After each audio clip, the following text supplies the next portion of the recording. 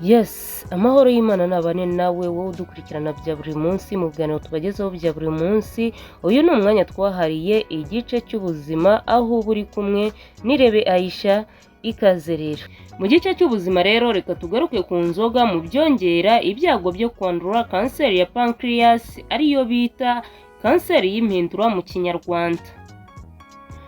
Ubushakashatsi bwakozwe n'ishami rya Loni ryita ku buzima OMS bwagaragaje ko inzoga ziri mu byongera ibyago byo kwandura kanseri y'impindura ariyo bita pancreas mu rurimi rw'Icyongereza ibyari bimaze igihe bifatwa nk'amakuru adahamye. Ubushakashatsi bwashyizwe hanze n'ishami rya OMS bwagaragaje ko hari isano riri hagati y'inzoga n'ibitera kanseri y'impindura. Ubwo bushakashatsi bwakorewe ku bantu miliyoni 2.5 baturutse hirya no hino ku isi banyweye inzoga guhera mu 1980 kugeza mu 2013. Basanze abarenga 10,000 muri bo barwaye kanseri y'impindura.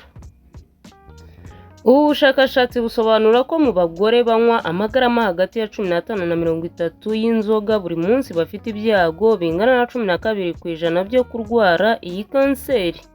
Ku bagabo banywa amagarama hagati ya 30 na 60 y'inzoga buri munsi bafite ibyago bya 15% byo kurwara iyi kanseri, mu gihe abarenza amagarama 60 bafite ibyago bya 36% byo kuyirwara.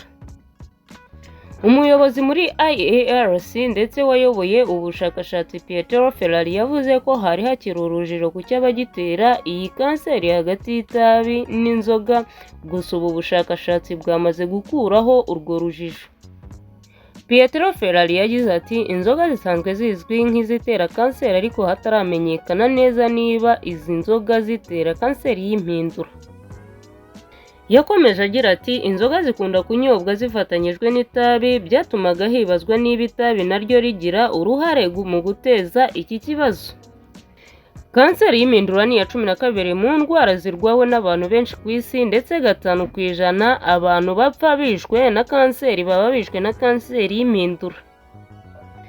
Dusoza tubabwira ati munywe mu rugero mwirinda ibyago biterwa n'inzoga n'itabi.